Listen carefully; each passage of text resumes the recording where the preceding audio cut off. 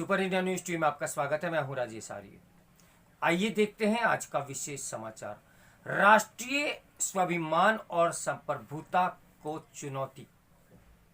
भारतीय राजनीति में विदेशी संस्थाओं और सोरोस जैसे धन कुबेरों का जिस तरह दखल देखने को मिल रहा है वह एक बहुत बड़ी चिंता का विषय है।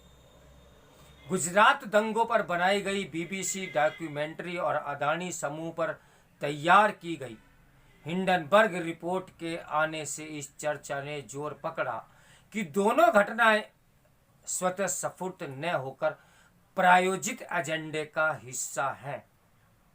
यह भली भांति दिख भी रहा था कि दोनों ही प्रायोजन 2024 के आम चुनाव और प्रधानमंत्री नरेंद्र मोदी को निशाना बनाने के लिए रचे गए हैं। इसमें यदि कोई संशय बचा था तो उसे अरबपति निवेशक और दानदाता जॉर्ज सोरोस ने दूर कर दिया। मोदी को लोकतांत्रिक देश का अलोकतांत्रिक नेता बताते हुए सोरोस ने कहा कि हिंडनबर्ग रिपोर्ट पर आधारित प्रधानमंत्री को देश की संसद और अंतर्राष्ट्रीय निवेशकों को जवाब देने होंगे जो कि मोदी को कमजोर करेंगे और इससे भारत में लोकतंत्र की बहाली का रास्ता तय होगा। सोरोस का कथन केवल मोदी ही नहीं बल्कि भारत की उस विश्वसनीयता यानी विश्वसनीय लोकतांत्रिक प्रक्रिया पर भी प्रहार है जिसका लोहा पूरा विश्व मान रहा है। सोरोस का बयान यह भी दिखाता है कि बीबीसी हो या हिंडनबर्ग अथवा विदेशी दूतावासों में मोदी को हटाने के लिए चल रही बैठकें एक प्रभावशाली विदेशी लॉबी दिल्ली में सत्ता परिवर्तन के लिए आतुर है। और इस पर विदेश मंत्री जयशंकर ने भी यह कहकर संकेत किया कि भारत में चुनाव भले ही दूर हों लेकिन लंदन न्यूयॉर्क में माहौल बनने लगा है।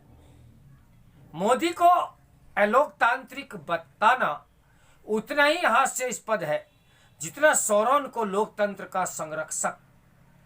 मोदी ने न तो किसी अंतर्राष्ट्रीय शक्ति की कृपा से और न ही तख्ता पलटकर देश की सत्ता हथियाई है। वे विश्व की सबसे बड़ी लोकतांत्रिक प्रक्रिया में भारी बहुमत से 2 बार भारत के प्रधानमंत्री बने हैं। सोरोस द्वारा मोदी पर लोकतांत्रिक संस्थानों को कमजोर करने का जो आरोप वास्तविकता के विपरीत है, जितना निरर्थक न्यायिक दुखल मोदी सरकार ने झेला है उतना किसी पूर्ववर्ती सरकार के समय में नहीं हुआ। यहां तक कि अदालतों ने हिंसक आंदोलनों तक को असहमति का अधिकार बताकर उचित ठहराया। इसी तरह मोदी विरोध में मीडिया के एक हिस्से ने झूठ से आगे बढ़कर धोखाधड़ी की हद तक एजेंडा चलाया। एक बड़े समाचार पत्र ने राफेल पर झूठ फैलाने के लिए रक्षा मंत्रालय के दस्तावेज को काट छाट कर प्रकाशित भी किया। भारत के एक वर्ग में तो मोदी सरकार की इसलिए आलोचना होती है कि भारी बहुमत के बावजूद यह सरकार हिंसा, अराजकता और झूठे प्रोपगंडों पर बहुत नरम रही है। इतनी लचीली और लोकप्रिय सरकार को अलोकतांत्रिक बताकर उसके खिलाफ मोर्चा खोलना सोरोस के पूर्वाग्रह और दोगलेपन को ही दर्शाता है। हंगरी मूल के अमेरिकी निवेशक सोरोस का जीवन विरोधाभासों से भरा रहा है। अपनी प्राथमिकताओं में जलवायु परिवर्तन से लड़ाई की सबसे ऊपर रखने का दावा करने वाले सोरोस ने अमेरिका की सबसे बड़ी कोयला उत्पादक कंपनी बाडी एनर्जी और आर्क कोल में भी भारी निवेश किया था। सोरोस राजनीति में धन बल का विरोध करते हैं परंतु राजनीतिक चंदा देने में उनका नाम शीर्ष पर आता है। बकौल सोरोस गूगल और फेसबुक समाज के लिए खतरा है क्योंकि वह उपभोक्ताओं में जुए जैसी लत पैदा करते हैं। दिलचस्प यह है कि सोरोस ने इन दोनों ही कंपनियों में निवेश कर रखा है। इंटरनेट की जुए से तुलना करने वाले सोरोस ने स्वयं अपनी संपत्ति विभिन्न देशों की मुद्राओं पर सट्टा लगाकर कमाई है।